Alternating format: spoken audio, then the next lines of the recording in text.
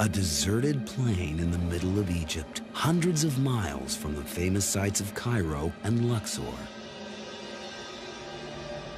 There are no tourists here, and yet below the ground lie the ruins of a great lost city. Archaeologists are unearthing evidence of open-air temples and works of art unlike any from ancient Egypt. Remote tombs reveal strange images, echoes of a revolutionary cult that dominated ancient lives. Over 3,000 years ago, this desolate landscape was the capital of the mighty Egyptian Empire. What happened here, and why has so little survived?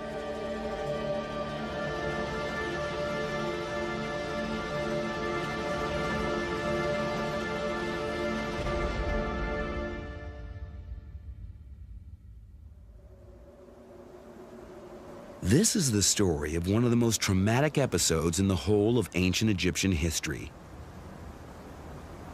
Under these sands lie the ruins of a religious experiment that rocked the Egyptian empire to its foundations. For many at the time, it seemed to promise a heaven on earth. For many others, it became their worst nightmare. The mysterious ruins were discovered last century in Amarna in Middle Egypt, far from Cairo in the north and Luxor in the south. The first strange clues to this lost city were found in tombs hewn in the surrounding cliffs. The walls of this tomb are covered with unusual reliefs. This relief shows a king and his wife. We know it's a royal couple because of the clothes they're wearing, but we can't tell who they are. Their faces have been chiseled out.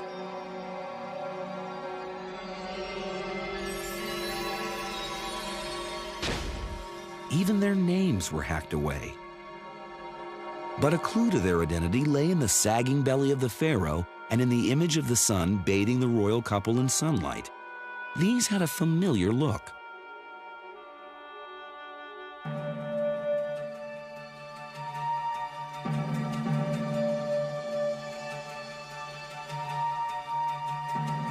Similar images appear on the throne of the most famous pharaoh of all, Tutankhamun.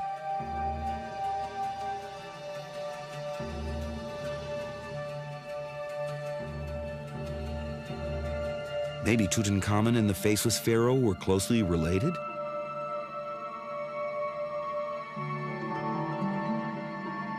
Some even suggested they were father and son.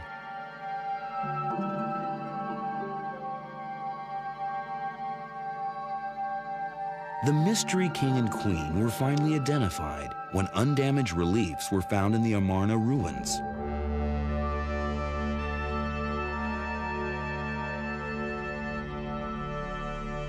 He was Akhenaten, an enigmatic pharaoh held by some as a visionary, branded by others as a heretic and a criminal.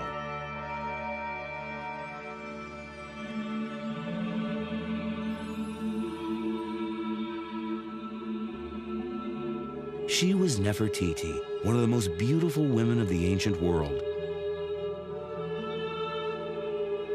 and also one of the most powerful. Nefertiti, even while she's queen, is shown doing things in ways that other queens never are. She wears pharaoh's crowns, which other queens do not, even while she's still queen. She is shown in one case smiting her enemies, just like a pharaoh does. No other queen is shown this way. Akhenaten and Nefertiti were husband and wife.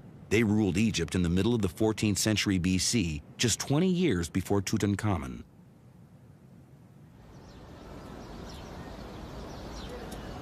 And yet, for all their importance, they might as well never have lived. This is a temple at Abydos, 60 miles north of Luxor. It contains a list of the kings of ancient Egypt published by Seti I. But the list is incomplete. There is no mention of Akhenaten. This is the name of his predecessor, Amenhotep III. Akhenaten's own name should be next, but it's missing. The list jumps straight to the next dynasty. It turns out there was an active campaign to erase Akhenaten's reign from ancient Egyptian history. Whenever it was necessary to refer to this period or to Akhenaten himself, he was only referred to as the heretic. What did Akhenaten do that was so terrible?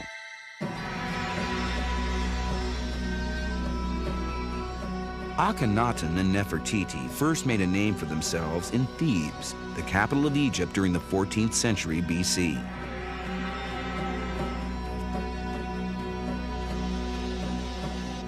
The conquest of foreign lands, from Sudan in the south to present-day Syria in the north, had brought untold power and riches to the Egyptian empire.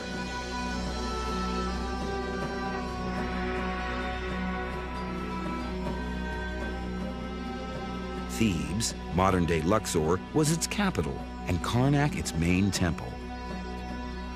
Larger than the Vatican, Karnak was built more than 3,000 years ago, when Egypt's religion was polytheism, belief in many gods. The king, with his priests, prayed to these gods on behalf of his people. In Thebes, the most important god was Amun. Symbolized by his two-feathered crown, he was a god of fertility and creation. Each year, the Amun cult staged a popular procession along the River Nile of floating shrines with statues of the gods. All that came to an abrupt end when Akhenaten became king around 1353 BC. In a startling move, he abandoned Amun in favor of a different god.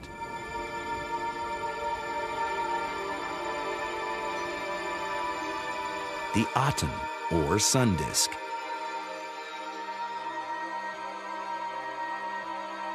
The sun god was as old as ancient Egypt. He had been worshipped by the first dynasties 1,000 years earlier, during the time of the pyramids.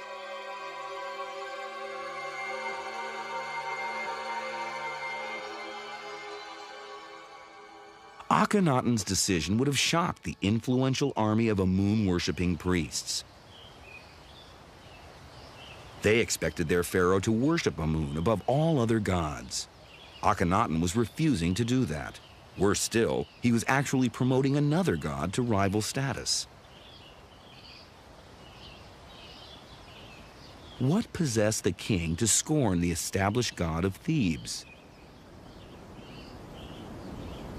There's evidence that his father, the previous king, Amenhotep III, was already leaning towards sun worship.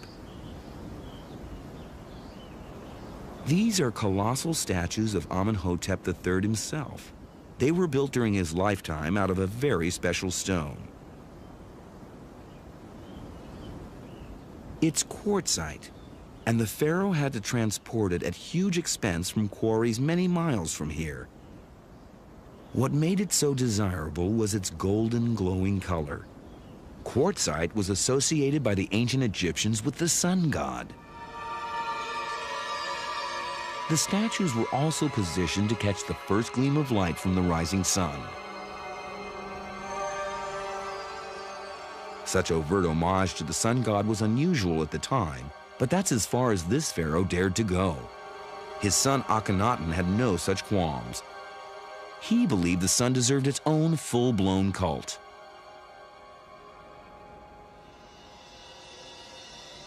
Five years into his reign, Akhenaten unleashed another shockwave. Thebes, he announced, was too closely linked to Amun and so unsuitable for the Aten. The sun disk needed its own holy city. The existing capital of the Egyptian empire had to be abandoned.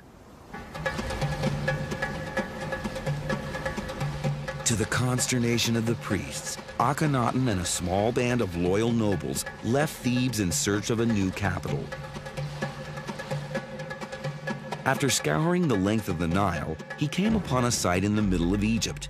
It was exactly halfway between Thebes and Memphis, about 170 miles from each. The shore where Akhenaten landed is in a region now called Amarna.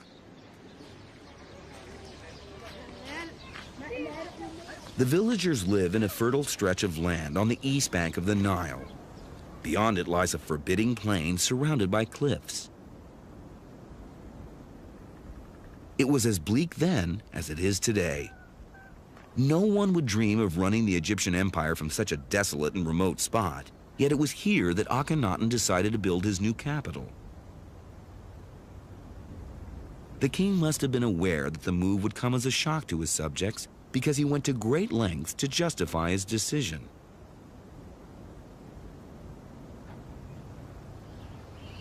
He gave his reasons in writing. They can still be read today, in an unexpected place, atop one of the cliffs overlooking the city.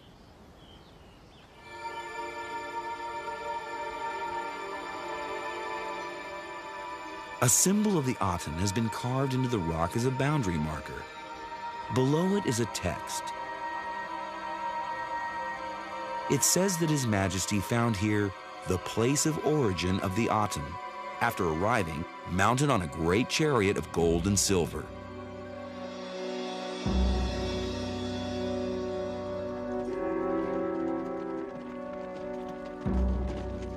Why did Akhenaten think that this was the birthplace of the Aten? He and his supporters arrived here with only tents for accommodation. This truly was virgin land, with no links to any other gods. And the king found something even more convincing. In Egyptian belief, the horizon where the sun rose was called the Akhet. It was symbolized by two mountain peaks, with the sun disk rising between them. The hills that surround the Amarna plain are suddenly interrupted by a break in the cliffs. A sight to behold, especially at dawn.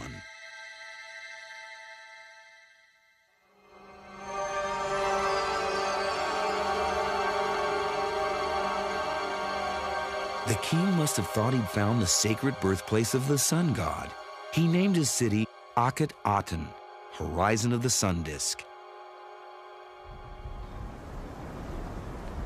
The site has been buried for over 3,000 years, but this century, excavators have unearthed the remains of over 100 buildings. It's now possible to virtually recreate the entire city. Even the interior decoration can be determined from fragments of color on tomb columns.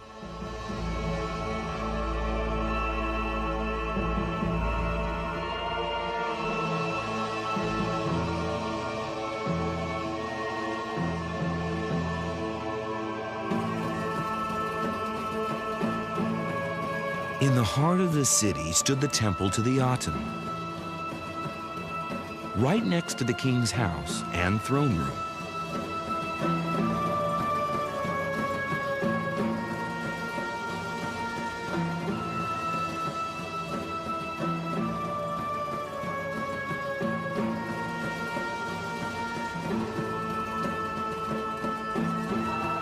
The finished interiors were in stark contrast to the barracks-like exteriors, but this was a city built in a hurry. There was still scaffolding around when the royal family moved in. It's rare to find remains of ancient Egyptian dwellings. These ruins can actually offer a glimpse into how a middle-class family lived. This one was the home of a sculptor called Thutmose. It's typical of dozens of houses subsidized by Akhenaten to lure the middle classes here, the first planned suburb in history. Here was a comfortable lifestyle, at least for the grown-ups. This was the master bedroom with its own bathroom, but no such luck for the children. It's likely they had to sleep with the servants. Although Akhet Aten was long ago abandoned, there's still life in the area.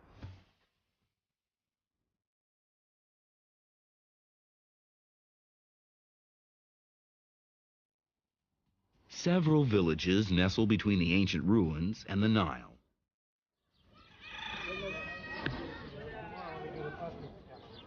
In many ways, life has changed little since pharaonic times.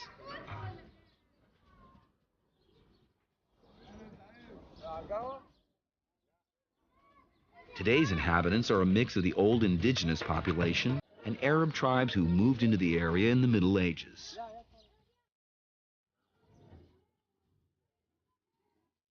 Glimpses of daily life in ancient times can be seen on fragments of reliefs from Akhenaten's temples. People were paid in bread and beer. A heavy loaf and a strong brew were just reward for a good day's work. Wine was another favorite. The vintage and the chateau were carefully recorded on the wine jar.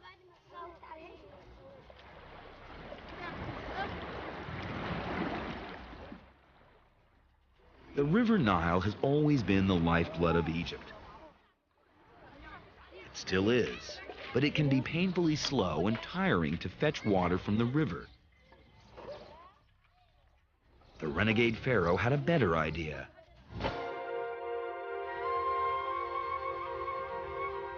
This circle in the sands is an old well, one of many found in private homes. These wells provided clean drinking water and allowed bricks of dry mud to be made on the spot. They were handy, too, for watering the garden. No self-respecting resident could afford to be without one. But Akhenaten didn't come to this forsaken place to win a town planning award. He came to build a holy city to the sun god. And he charged his best artists with the job of turning his dream into reality. Tutmosis was the king's favorite sculptor. It was in his workshop in this very corner that a German expedition in 1912 made a wonderful find.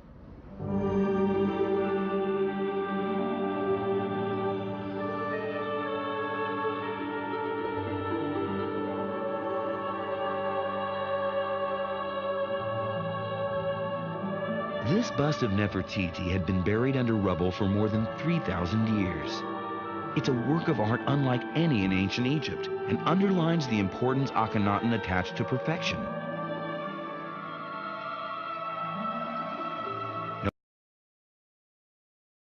Experts now think it fell out in antiquity. Maybe it's still out there, waiting to be discovered. Akhenaten's pursuit of perfection was single-minded. Buildings, too, had a role to play. These are the remains of a palace. When it was first excavated, the walls in this room were found covered with fragments of a mural that has now been reconstructed.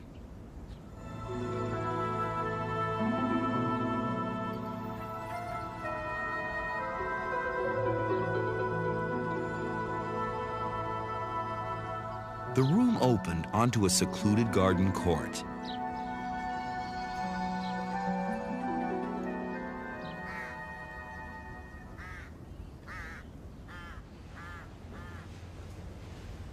The best preserved examples of Akhenaten's devotion to the Aten are to be found inside the nobles' tombs.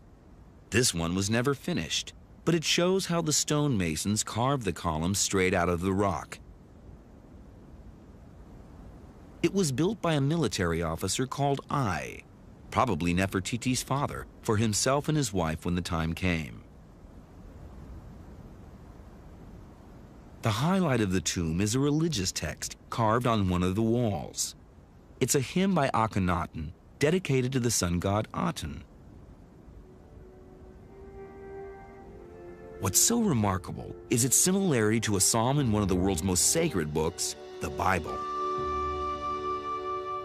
O living sun disk, thou art beautiful, great, glittering. When thy movements fade, the land is in darkness. Every lion is out of his den. O Lord my God, thou art very great. Thou art clothed with honor and majesty. Thou makest darkness, and it is night. The young lions roar after their prey. It strikes you when you read those texts very much like a religious revelation, a flash of insight that a prophet might receive from his God. The hymn to the Aten is more amazing still. because it anticipates the central belief of the Bible.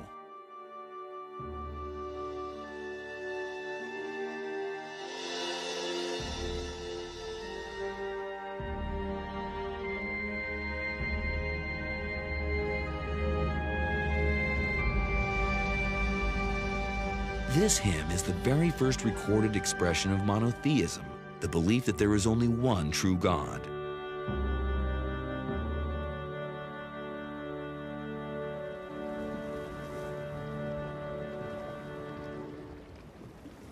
Because of his monotheism, Akhenaten comes across as a religious visionary ahead of his time, a forerunner of the great prophets of Judaism, Christianity, and Islam.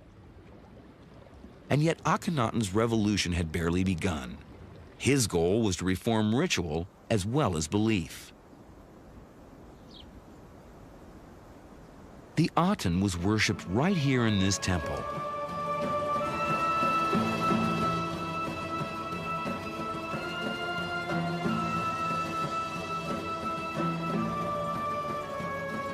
As in other cults, ordinary people were kept out of the temple. Only Akhenaten and his priests could enter the inner sanctuary. But Akhenaten came up with a new idea for including the people in the worship of the Aten. An aerial view of the Amarna region shows that the king had boundary stones installed to define the city limits. There were also definite axes pointing east and north. When architect Michael Mallinson analyzed a recent survey of Amarna by the Egypt Exploration Society, he noticed that the boundary stones and the temples formed a series of perfect rectangles. What did it all mean?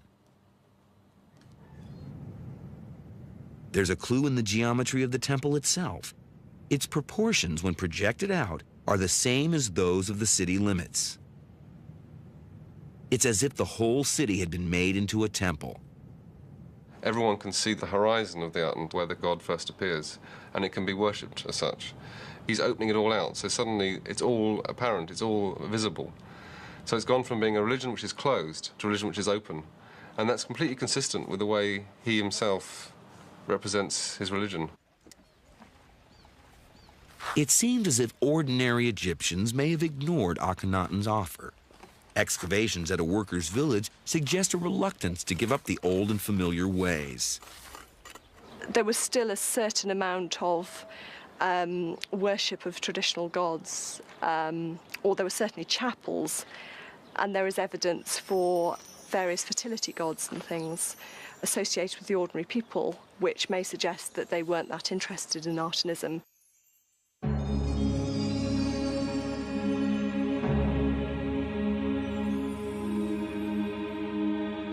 Akhenaten soon began to provoke greater controversy by changing the status of the king himself. The ancient Egyptians saw their kings as a vital link between the gods and humankind. It seems that Akhenaten was aspiring to a much more exalted position. This is one of the most frequent reliefs found at Akhenaten. It shows the royal couple at a balcony handing out gifts to members of the nobility.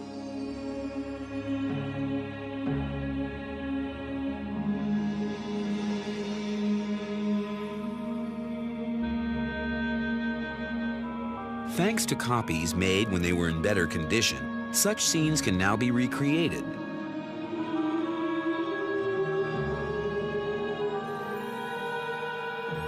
This one is known by Egyptologists as a window of appearance. It shows Nefertiti's presumed father, Ai, being rewarded for his loyal support. Although it looks like a secular palace ceremony, new finds suggest that this ritual had heavy religious overtones.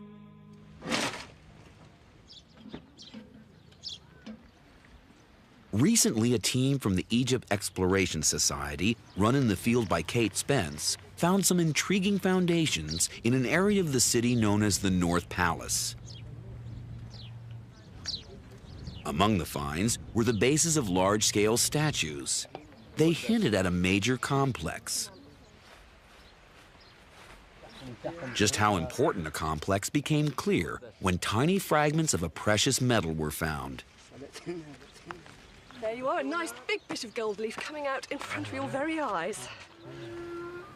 It was the first trace of gold found at the North Palace since the 1920s and was evidence of something special and religious. It was associated with the sun and with the flesh of the gods, and the fact that it shines, that when light falls on it, it reflects off it, was very important for the Egyptians. The golden statues could only be of Akhenaten.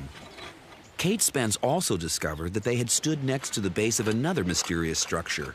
She's now recovered it with sand to protect it from the elements. The gypsum foundations are extremely well preserved. We've also been getting a lot of fragments of gold leaf, which show that it was a very, very important architectural structure, probably a big gilded gateway. The whole structure bore the hallmarks of one of the balconies where the nobles received their gifts.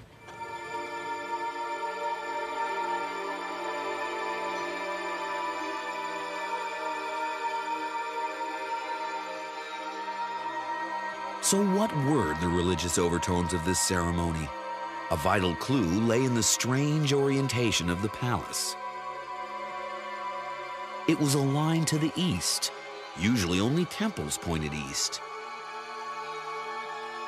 Perhaps the palace was intended to be like a temple, but who then was the object of worship?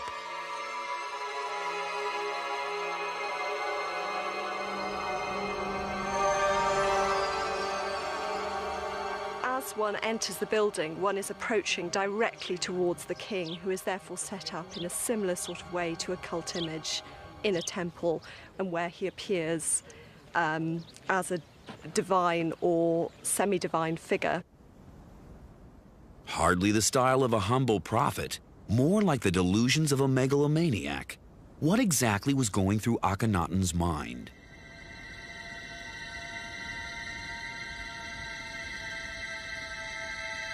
An insight into his thinking can be gleaned from his tomb. Like all pharaohs, Akhenaten built his tomb while he was still alive. The nobles' tombs in the Amarna plain were cut into the surrounding cliffs, but not Akhenaten's. He built his 4 miles further east, deep into a valley that winds its way through the desert. It's always been a mystery why the royal tomb is so remote.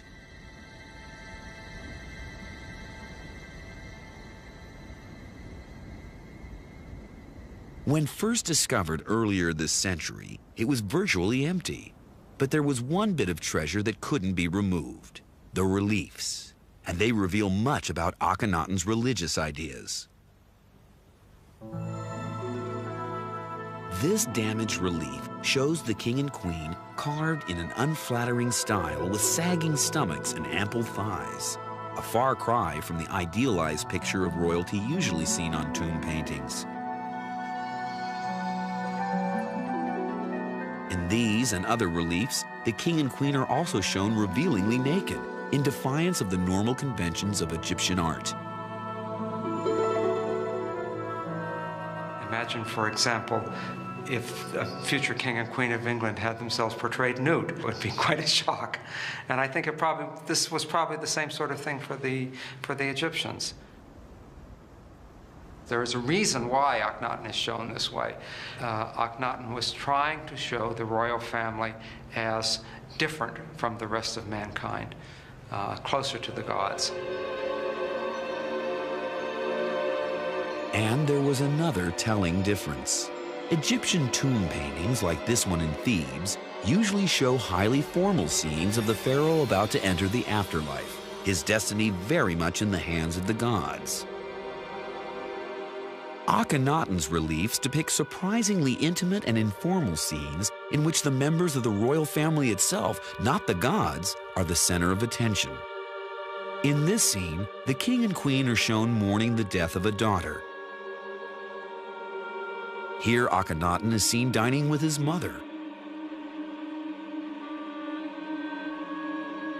And here, Akhenaten and Nefertiti are seen exchanging affectionate glances. I think the purpose was to convey to the ancient Egyptians that here you have not only the model of human life, but also the source of all love. And so the idea, of course, is that all life flows from Akhenaten and Nefertiti, just as it originally did from the gods. No pharaoh had ever associated himself with a god as closely as Akhenaten, and yet there are signs that he was aiming higher still.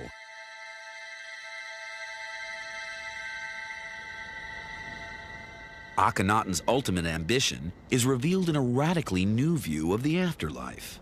Traditionally, the spirit of the dead was believed to set in the west with the dying sun.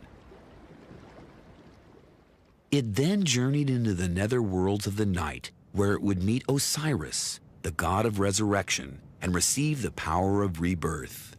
In the morning, as the sun rose in the east, so too the spirit would rise from the door of its tomb and come out to live among the living. This was the ancient Egyptian idea of paradise. Akhenaten, it seems, was quite prepared to undermine this cherished belief. The key to his view lies in the puzzling location of the royal tomb. The recent survey of the region reveals that it lies on the same axis as the temple to the Aten. And the valley that leads to the tomb is the same break in the cliffs which to Akhenaten looks so much like the sacred Akhet, or horizon of the sun disk. The Akhet in ancient Egyptian belief was a place in which the sun spent perhaps as much as an hour before rising in the morning. Now, this was not just a zone of transition between the netherworld and the world of the day. It was a place also where the sun received the final effective form that it needed to come to life again in the morning. The royal tomb was situated in the very birthplace of the Aten. Why? There's a clue in a major relief on the walls of the royal tomb. It shows the Aten rising in the Akhet. Its rays radiate out, breathing life into every street and house in the city.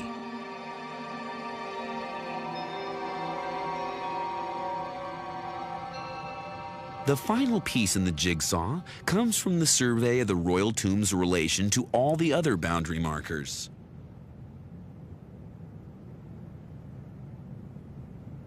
The tomb's position suddenly makes sense. The magical birthplace of the sun god and the royal tomb appear to be one and the same.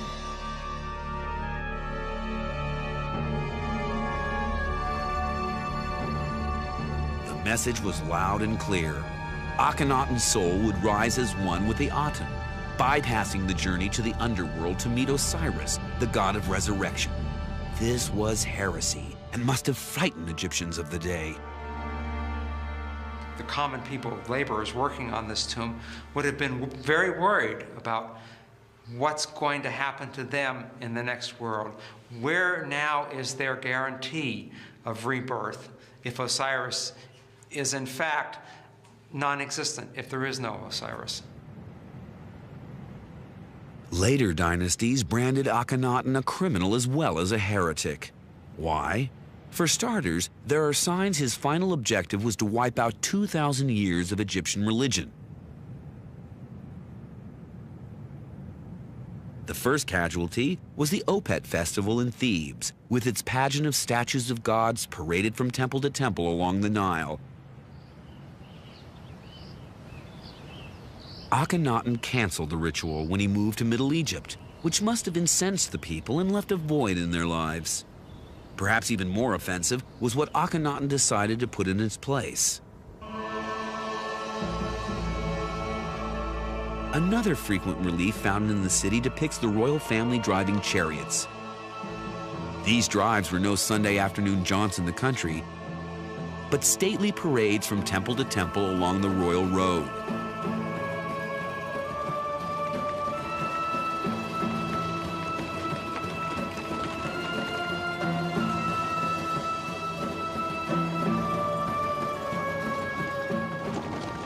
Instead of having processions of divine images, you're having processions of the king himself. that's a fairly meaningful act, to swap the procession of the god for yourself in a chariot. There's no record of what people thought of their king's behavior, at least not officially. But this figurine of a chariot was found in the Amarna ruins, driven not by the king, but by a monkey. It's the only evidence of descent unearthed to date, surprising in light of the massive scale of Akhenaten's reforms. A close look at the chariot scenes reveals why. Armed troops escort every chariot procession, ready to squash any signs of protest. But even this show of force only hinted at the magnitude of Akhenaten's designs on Egyptian religion.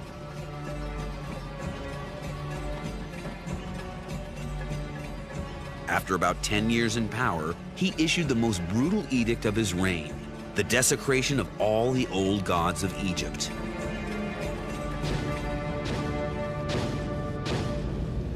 Akhenaten attacked every shrine in the land. Back in Thebes, the god Amun bore the brunt of this backlash. In a fit of jealousy, without precedent in ancient Egypt, Akhenaten targeted every reference to Amun. It wasn't just the colossal statues that were damaged. Even in small scenes like this one, the god's face was hacked out. Inscriptions on the top of obelisks were full of references to Amun. Although barely visible from the ground, they had to go. A climate of fear now pervaded the land. This amulet was found in the ruins of a house in Amarna. It had Amun written on it. Its owner felt it was perhaps wiser to censor the word.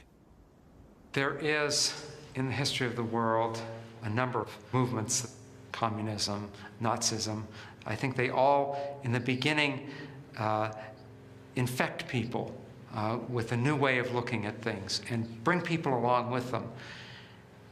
But it seems to be common human nature that eventually what is a liberating theology becomes restrictive. You can no longer accept alternative ideas. You must only accept one idea. And at this point, fanaticism starts. And what's interesting about Amarna is you can see it's happening in human history for the first time. This was the nightmare which later dynasties branded a heresy and a crime. This was the trauma they wiped from their history.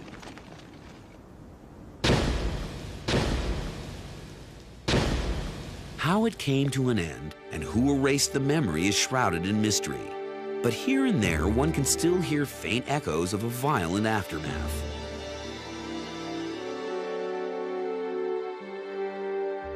In his late 30s, and after 17 years of absolute rule, Akhenaten disappears from the records.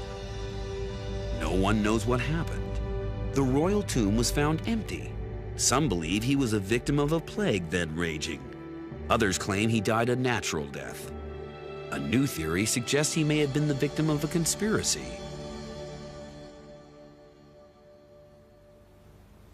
Kings were murdered in antiquity. In Egypt's case, the facts are sparse. But Nicholas Reeves, a world-renowned expert on the 18th dynasty, believes the possibility can't be ruled out. In the Middle Kingdom, the 12th dynasty, Amenemhet I was murdered. We have this, we know this from a document, a literary text. And we know also of a harem conspiracy against King Ramesses III of the 20th dynasty. Such things were, I suspect, not uncommon. Was there a traitor within Akhenaten's court? His successors would have had much to gain. No one knows who did succeed him to the throne of Egypt.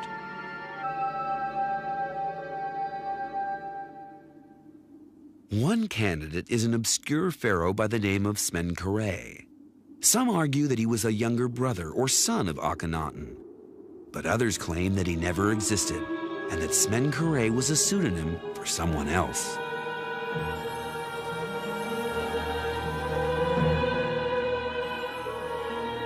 It's only recently that we've begun to realize that, in fact, Nefertiti played quite a powerful political role.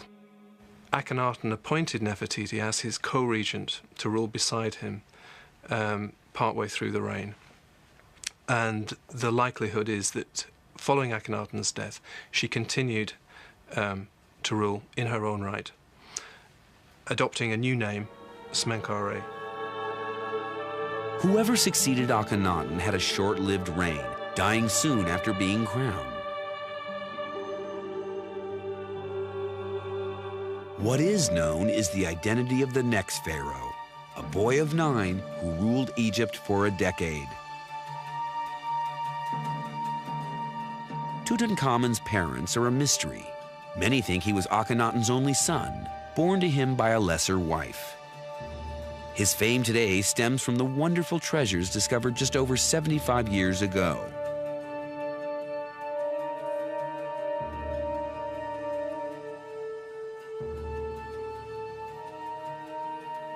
It's thought that Tutankhamun died too young to play a major part in history, but the boy king in fact presided over one of the most critical periods in his country's past.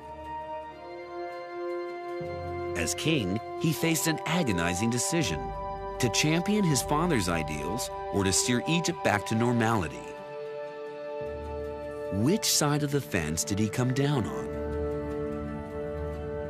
It is known that the old religion returned during Tutankhamun's reign. This is the boy king's throne. It has a cartouche with his original name, Tut-Ankh-Aten, living image of the sun disk. But the other side of the chair shows that he later changed his name to living image of Amun, Tut-Ankh-Amun.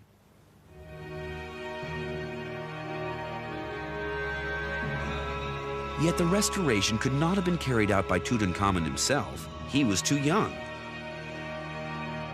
The affairs of state were in the hands of a close relative, the father of Nefertiti, the officer Ai. It was he, a former ally of Akhenaten, who in fact renewed the cult of Amun. Ai was due to hand over power when Tutankhamun came of age. Instead, the boy king met a premature death, and Ai himself acceded to the throne of Egypt.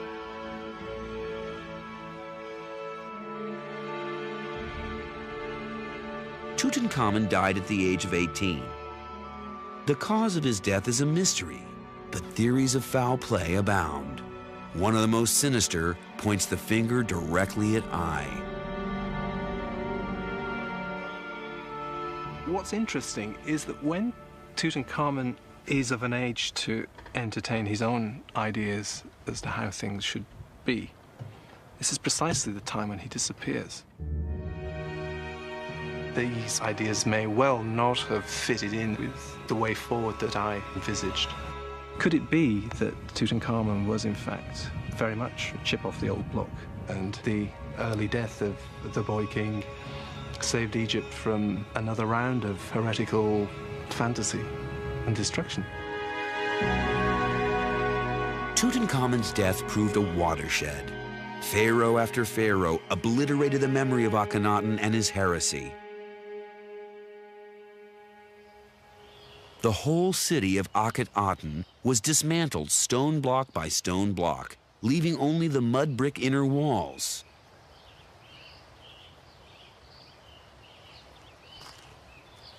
Ancient Egyptians must have thought they'd heard the last of Akhenaten. But in 1907, excavators stumbled upon a strange royal tomb, not in Amarna, but in Luxor, in the Valley of the Kings. It was found strewn with broken furniture. Tomb 55, as it is known, dated from Tutankhamun's reign, so it must have housed a family relation. But who?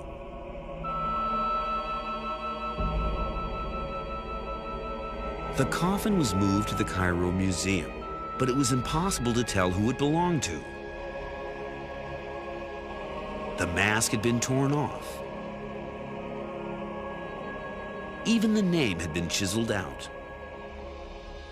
There were no clues to its identity except inside.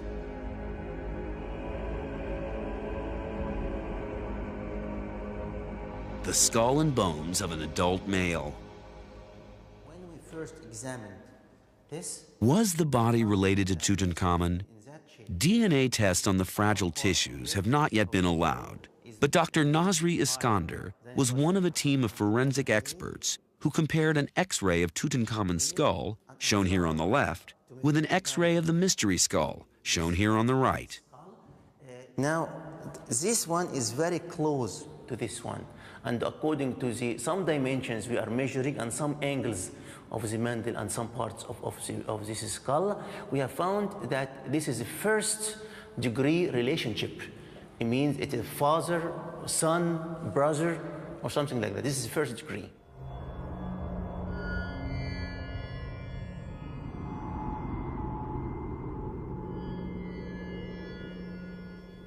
Early experts thought the bones were those of a young man and argued that the body was therefore Smenkhare, the presumed younger brother or son of Akhenaten.